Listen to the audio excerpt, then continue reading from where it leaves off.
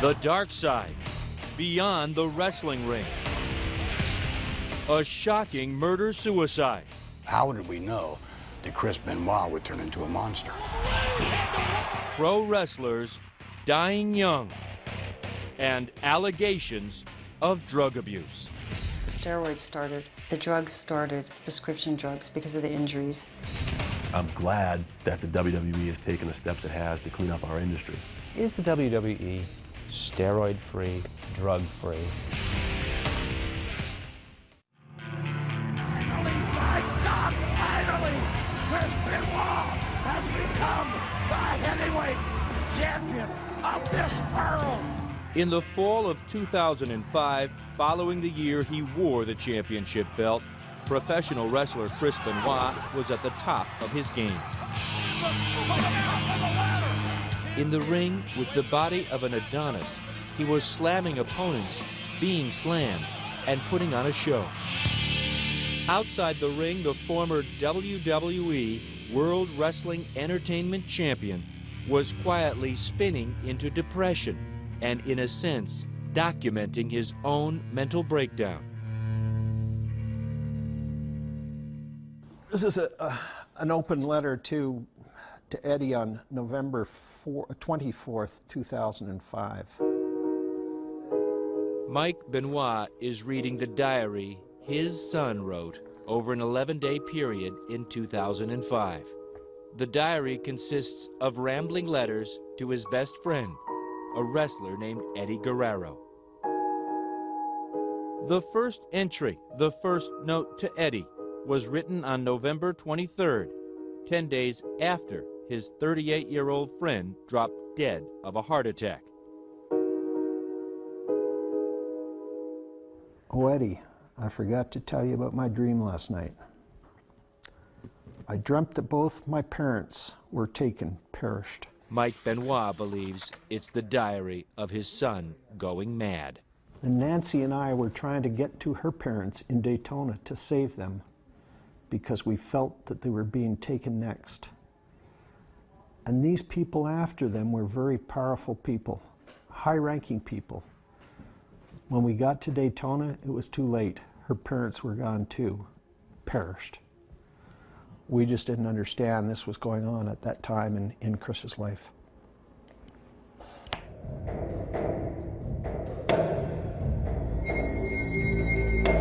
"19 months later, during the weekend of June 22nd, Chris Benoit would suffocate his wife Nancy, their 7-year-old son Daniel, then would walk into the basement of his suburban Atlanta home and hang himself. He was 40. The diary was found outside in the trash by a neighbor. No one saw it coming. Not his fellow wrestlers, not WWE boss Vince McMahon, and not his parents. I would have set my son in a totally different direction. I realized I do feel some responsibility for what has taken place here. Because you encouraged his drink? Yes, I did. And this is the dream. To be at the top, to be adored or hated by millions of fans. About 16 million people a week tune into the WWE. 2 of their cable programs, Raw and Friday Night SmackDown, are weekly ratings giants. WWE pay-per-view specials generate an average of $100 million per year. The action is fake, the pain is real. The grind never ends. And that's the dark side of wrestling entertainment when many turn to painkillers and steroids. And that combination has fed a numbing statistic. Their death rate was approximately 7 times greater than that age group in the general population. Dr. Keith Pinkard studied wrestling deaths over a 20-year span from 1983 to 2003. He found 64 professional wrestlers, all just 40 years old and younger, had died. A CNN tabulation shows in just the past 5 years, 18 wrestlers under the age of 50 have died. Pinkert, a medical examiner in Dallas, did his own analysis and was astounded. About a fifth of those were drug-related deaths, either accidental overdoses or suicidal overdoses. Each one of these professional wrestlers died of a drug overdose, a heart attack, or like Chris Benoit, committed suicide. I beat Chris Benoit for a title on pay-per-view once. You know, that's a bond me and Chris had. Chris Kanyon is one of those wrestlers who calls himself a survivor. He faced Benoit a number of times in the ring and faced the same personal demons. September 14, 2003, I took 50 sleeping pills and tried to kill myself. So I could be another one of those statistics. I very well could have been. Even Benoit, who once wore the championship belt, had he not killed his family, his suicide alone might have gone virtually unnoticed. But that spectacular crime has now gotten the attention of Congress and the public, and is again turning up the heat on the man who sits atop the world of professional wrestling. Vince McMahon is chairman of World Wrestling Entertainment. His wife Linda is the CEO. Together, they are the business of professional wrestling. Nothing from the WWE, under any set of circumstances, had anything at all to do with Chris Benoit murdering his family. How did we know that Chris Benoit would turn into a monster? In this hour, you will see the real side of fake wrestling. The ringmaster again under fire, performers who pump their bodies with drugs, and a mother who considered killing herself and her 2 children to escape life in the ring. And the only reason I didn't do it is because I couldn't guarantee that we would all die.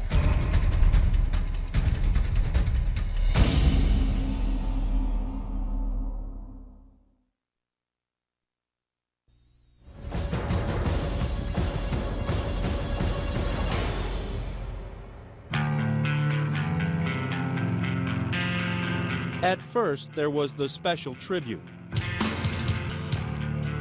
On June 25, 2007, Vince McMahon and superstars like Bill CM Punk Brooks remembering a champion, Chris Benoit. Last night I felt really overwhelmingly disappointed because I didn't get to wrestle Chris Benoit. I just can't get that out of my head because Chris Benoit was my hero. Just one day later, tonight investigators are calling the horrific scene that they found inside this home a murder-suicide. CM Punk's hero had become a villain, and Vince McMahon and his wrestling empire were on the defensive.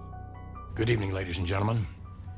Last night on Monday Night Raw, the WWE presented a special tribute show, recognizing the career of Chris Benoit. However, now some 26 hours later, the facts of this horrific tragedy are now apparent. The Benoit tragedy put McMahon and his WWE back under the microscope. Another dead wrestler, allegations of steroid and drug abuse. Nothing new for McMahon, a bodybuilder and promoter who many say single-handedly changed the shape of wrestling. Vince has changed this business more than anybody. He has had an unbelievable influence on this business. A lot of it good, some of it not so good. Obviously, that look came from a lot of drugs, a lot of steroids. Del Wilkes wrestled for McMahon and his former World Wrestling Federation as the Patriot. He says he was injured in the ring, became addicted to painkillers, and ultimately spent time in prison. The WWF was known as the company of big guys.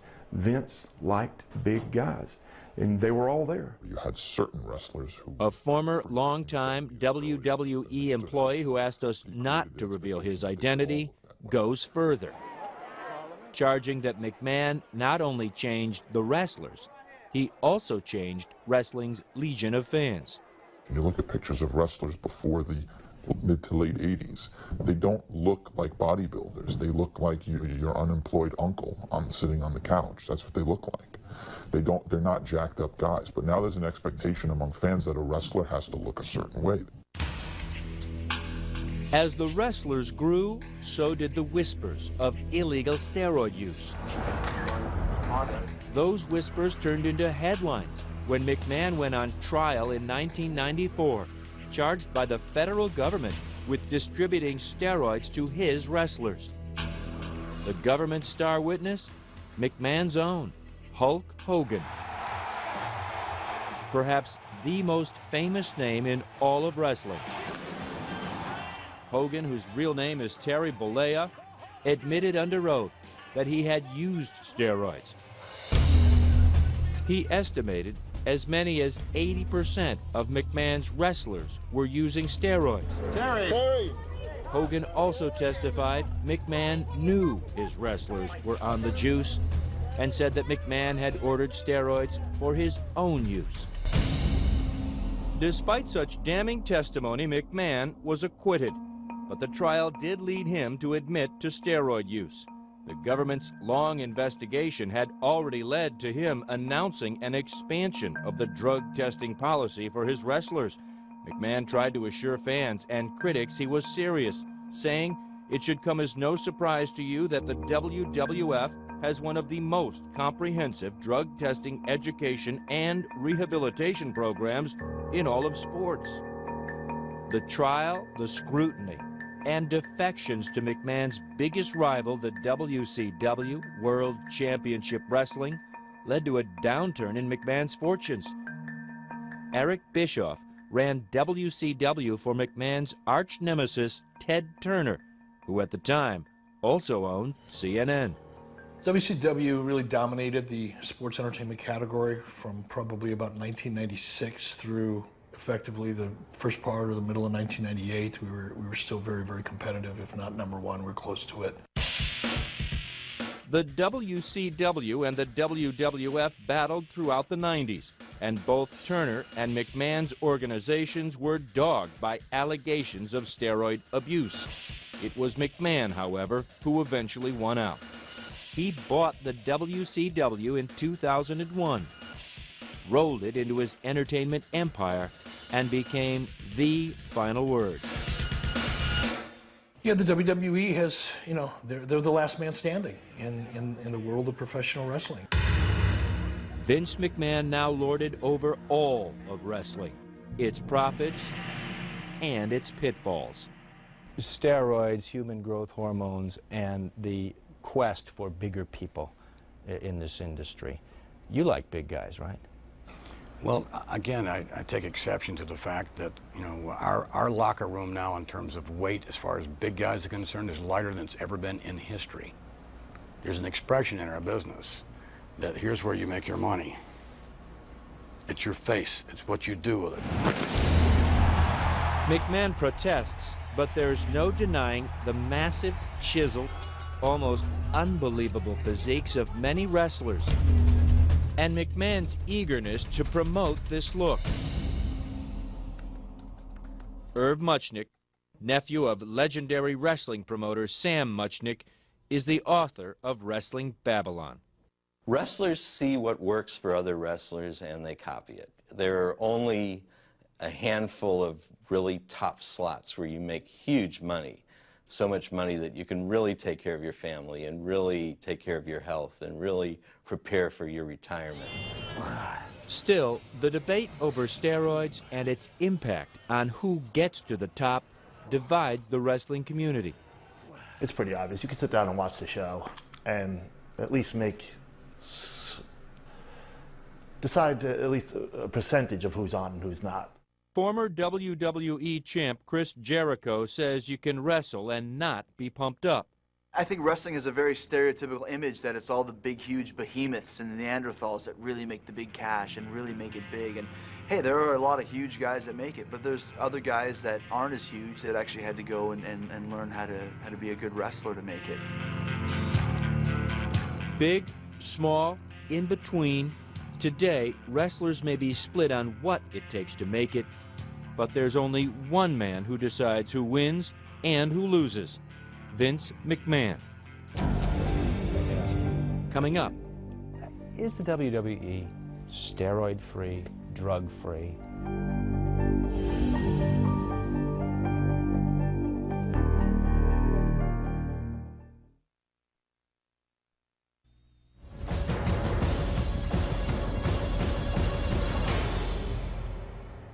That's Chris as a 15-year-old standing in the Rocky Mountains. He started lifting weights at the age of about 13 in the basement, and he would not go out. If the guys called and said, come on out and hang out, he'd say, no, gotta lift my weights. Even at age 13, Chris Benoit already knew what he wanted to be. It was really a passion, and he wanted to be a professional wrestler. Michael Benoit did not share that passion, but he loved his son. The weights were a present for Chris. I dread the time that I even bought the weight set. You look back in your life and look at the mistakes you've made. That was the biggest mistake I ever made. Young Benoit's passion turned to obsession. He grew stronger, bigger, and on weekends, he would convince his father to let him drive the 3 hours from his home in Edmonton, Alberta, to Calgary, the very heart of Canada's wrestling empire. He really thought a fellow by the name of the Dynamite Kid, that became his idol, and really his wrestling style, he really followed the Dynamite Kid. Looking back, Mike Benoit believes allowing Chris to idolize the Dynamite Kid was an even bigger mistake. It started with the verbal abuse and, you know, putting me down in front of other people. Michelle Smadou was just a teenager when she met and fell in love with Tom Billington, the Dynamite Kid. They married, had a child, and soon after, Michelle says the Dynamite Kid began to explode. He certainly wasn't the guy you fell in love with. No. He was the gentleman that kicked out his wife and 3-week-old baby. And do you blame it all on the steroids? Yes. Tom Billington came to Canada from Manchester, England to become a pro wrestler. Like Chris Benoit, Billington was a small man in a big man's ring. For the first time, they were allowing a smaller person to come in and take those top spots. The bigger he got, the more fame he gained, the more in demand he was. From Canada, the Dynamite Kid moved up to McMahon's WWF.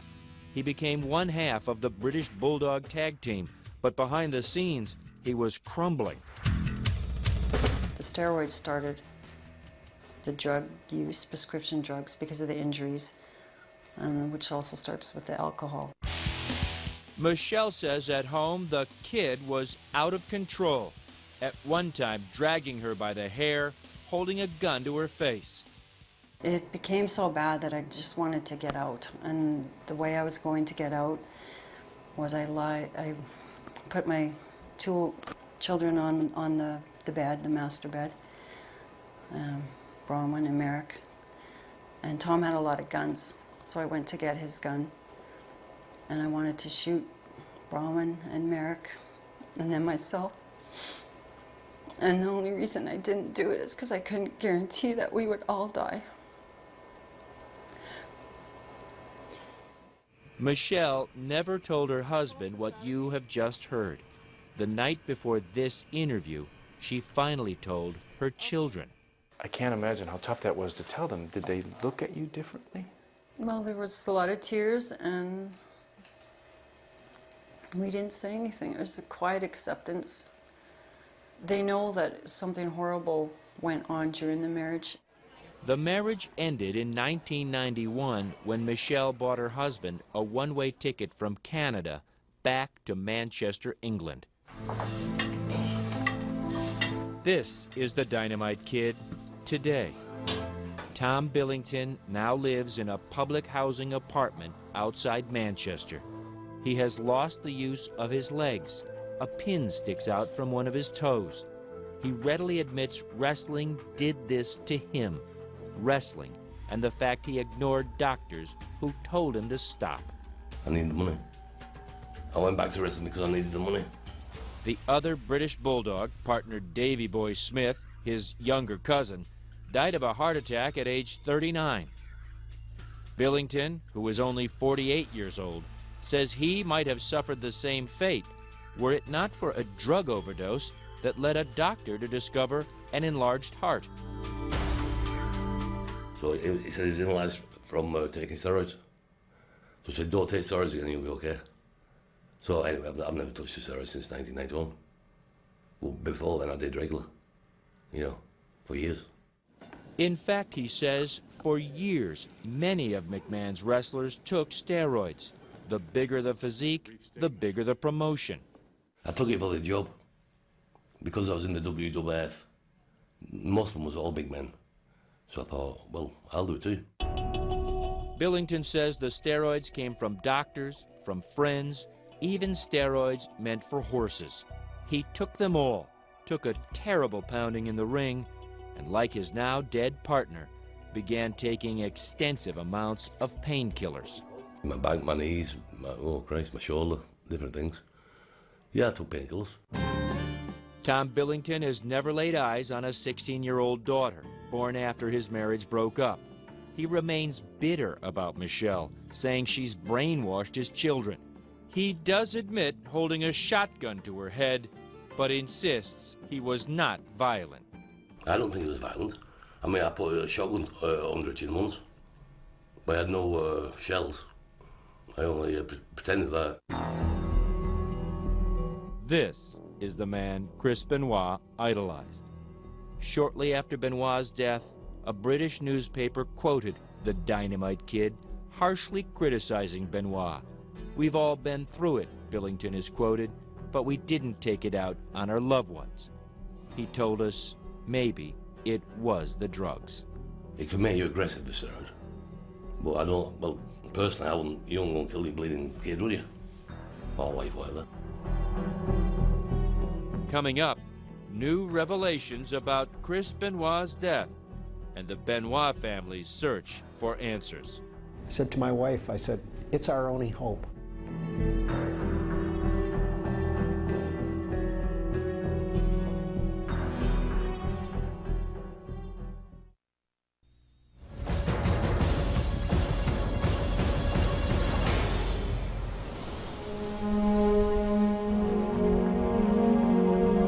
At his home outside Edmonton, Mike Benoit was in mourning. It was 4 days after his son's family was found dead in their Fayetteville, Georgia home. The headlines declared his son a suicidal murderer. But why? Mike Benoit didn't know where to begin. I called the funeral parlor in Atlanta to pick up his remains, and we were going to have him cremated. So I was in the process of making those arrangements when I got a call from Chris Nowinski. Chris Nowinski is a former WWE wrestler who left the business in 2003 after suffering multiple concussions. He founded the Sports Legacy Institute, an organization that explores the dangers of undiagnosed concussions in sports. Nowinski was calling because he wanted a piece of Chris Benoit's brain. So that they could do some tests to see if there was any signs of brain damage. I said to my wife, I said, it's our only hope. And I really knew in my heart that because this isn't the son that we knew and loved.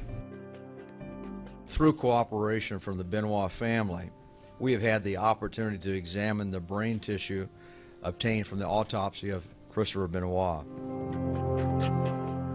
You see these brain cells here. In September, the Institute held a news conference in New York to release its findings. Chris Benoit, the researchers announced, had the brain of an elderly Alzheimer's patient. This is a normal example on the left. It's smooth, it has the round cells.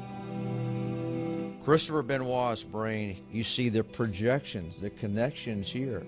The slides reveal severe damage throughout all regions of his brain tissue, attributable to multiple undiagnosed concussions. I think that these extensive changes throughout his brain, to me, and I think the others in our organization believe that it is enough to very likely explain aberrant behavior, including suicide and even homicide. While other doctors have been more cautious about linking brain damage to violent behavior, the Institute's finding was the answer Mike Benoit needed, and it turned his grief into anger. Because the last paragraph said it's because of the nature of the way Chris wrestled that this is why he sustained the brain injuries. So they were basically blaming my son for this. Like the Dynamite Kid he idolized, Chris Benoit was a wrestler's wrestler. Small in stature, he made up for it with soaring maneuvers, including his trademark, the flying headbutt. Chris Canyon says Benoit would take the abuse for the love of the show. So me and him wrestled each other a bunch of times, and it was never about what can I do to you to make me look good. It was what can we do together to make the match look good. And looking good meant taking real hits to the head. Although the McMahons are aware of some of the Institute's findings, they say they have not yet studied the report. These studies, have not been, they've not been proven, if you will. Haven't been even critiqued by other members of the scientific community. As a result, McMahon is moving with caution. And the only thing we've done really is, from a conservative standpoint, is just don't use chairs to the head. But other than that, it's what it is in the ring.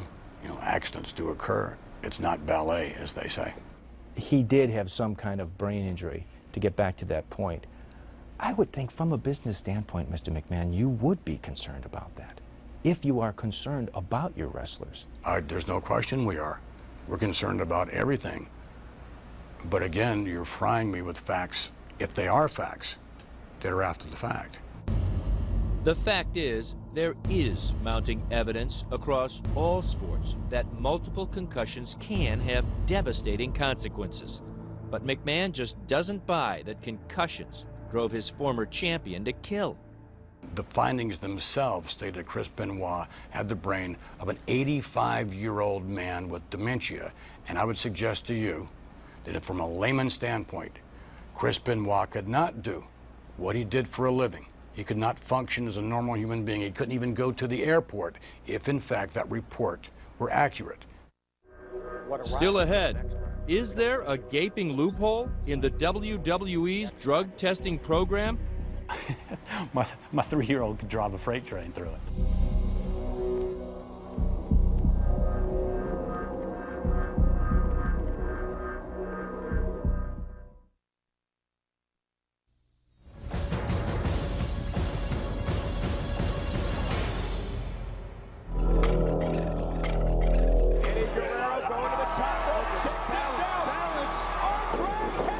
On November 13, 2005, wrestler Eddie Guerrero dropped dead of a heart attack in a Minneapolis hotel room. He was 38. A coroner determined the death was due to heart disease, but noted a history of anabolic steroid use and narcotics. Another WWE star dead before the age of 40. Vince McMahon needed to act. And once again, a drug testing policy was implemented, although it has many, many deficiencies in it, in my judgment. Dr. Gary Wadler is a world-renowned expert in the study of steroids, drugs, and athletes. He is also a longtime critic of McMahon. Wadler testified as an expert witness for the prosecution in the federal case against McMahon in 1994.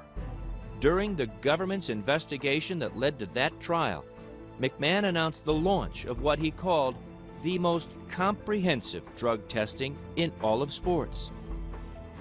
McMahon says the program was successful for a while. The cost of that, at that time we were not a public company, was extraordinary. We suspended that. We had to compete. We lost money. It was a private company. We lost millions of dollars for more than 1 year. And quite frankly, did not have the funds to continue this program, and especially when our competition would not. More than a dozen years later, Wadler is convinced steroids and drugs remain rampant in the WWE. He is also convinced McMahon could clean it up with a serious drug testing program, which Wadler insists the WWE does not have. Well, certainly it's far, far, far short of where it needs to be. There is a gold standard, and I measure all these sporting activities and entertainment, if you will, activities against that gold standard, and it's miles apart.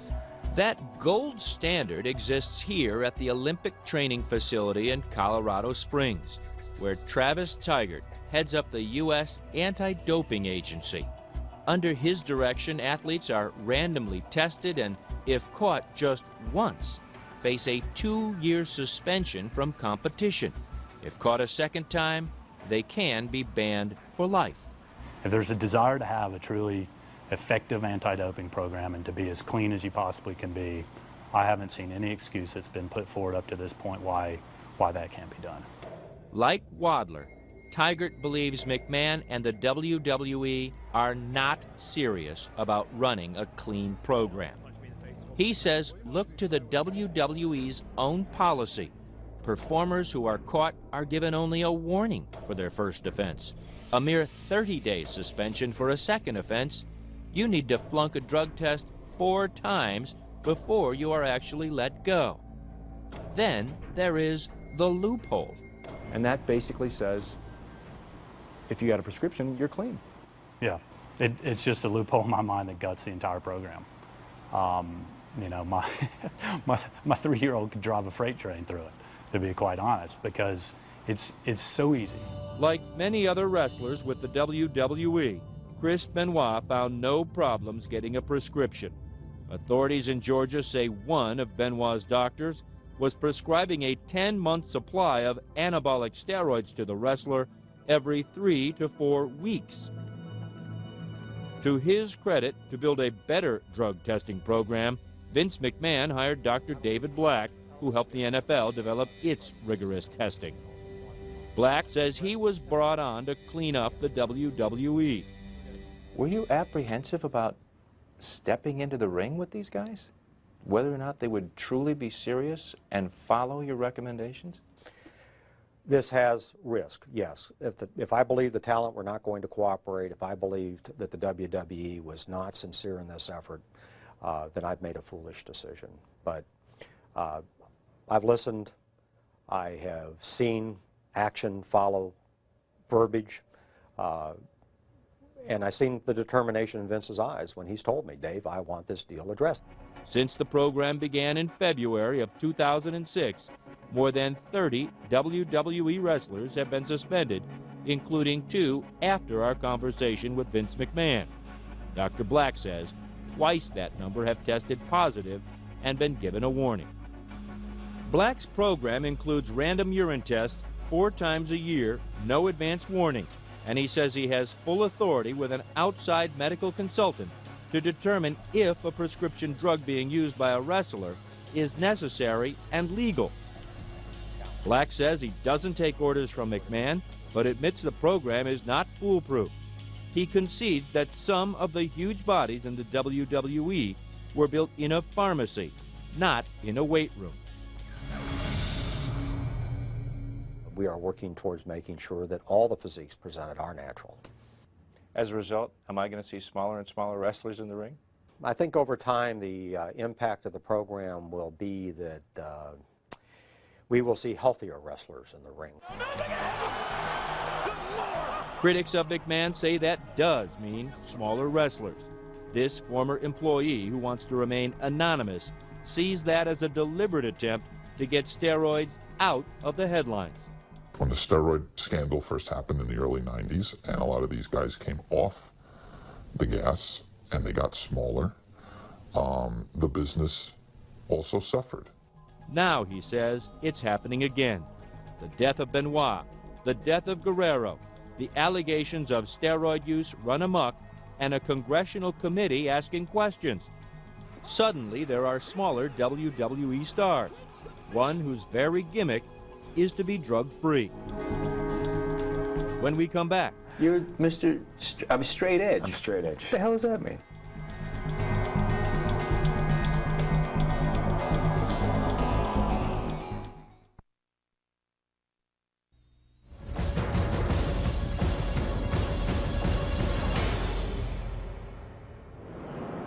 Halloween Eve, Phil Brooks, known to wrestling fans as CM Punk, arrives early at Long Island's Nassau Coliseum. You want to strap this on for me? Since winning the ECW title belt, Punk is more in demand than ever. But tonight, the company owned by Vince McMahon is putting on a pre-Halloween battle. What you got tonight? What, bro? Casey. See you, bro. Let's get him.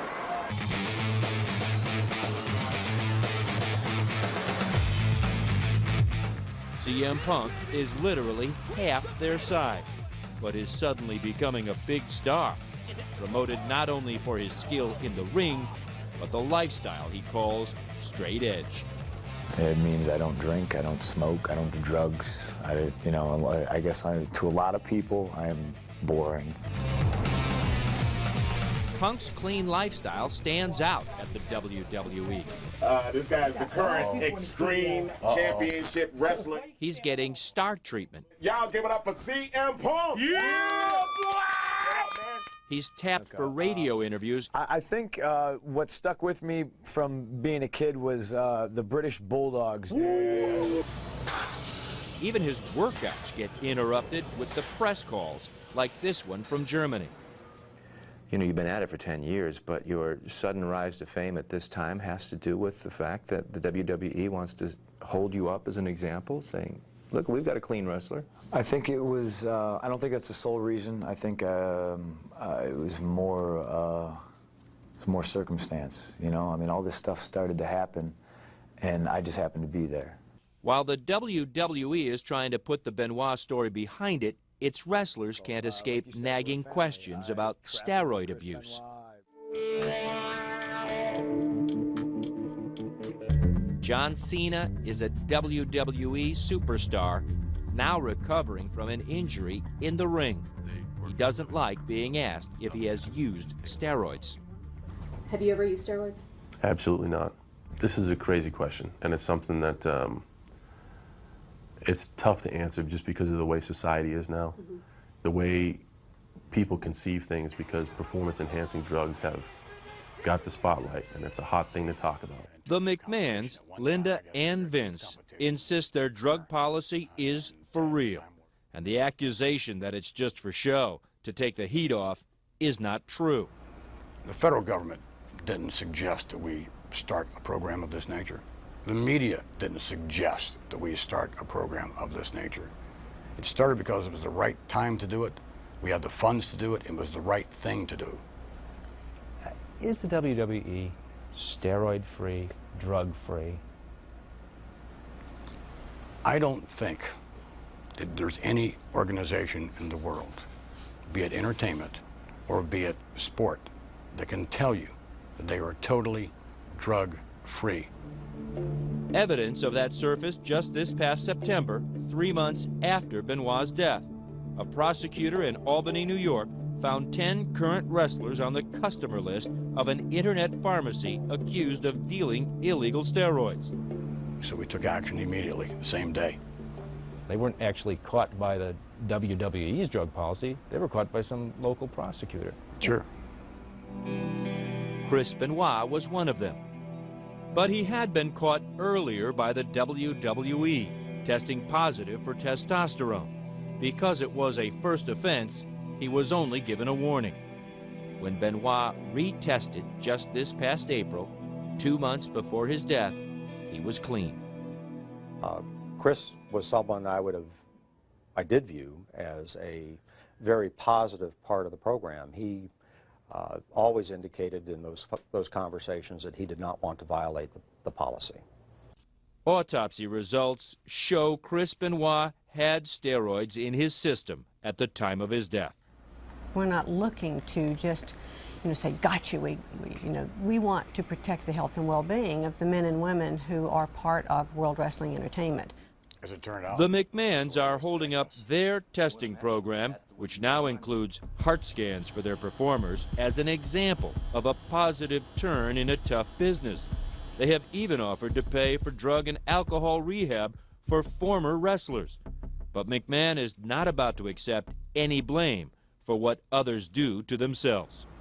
From a humane standpoint, I mean, is that hard to swallow, that so many of these wrestlers are dying so young? Well, again, I think that from a responsibility standpoint, I think that we all as individuals are responsible for our own actions. If someone passes through our organization, certainly our organization is not responsible for someone's own personal activities. And what would Chris Benoit's father say to Vince McMahon if he has the chance? It's too late for my son. It's too late for my daughter-in-law. It's too late for my grandson. But you know, let's be concerned with the guys that currently work there. Let's do something meaningful.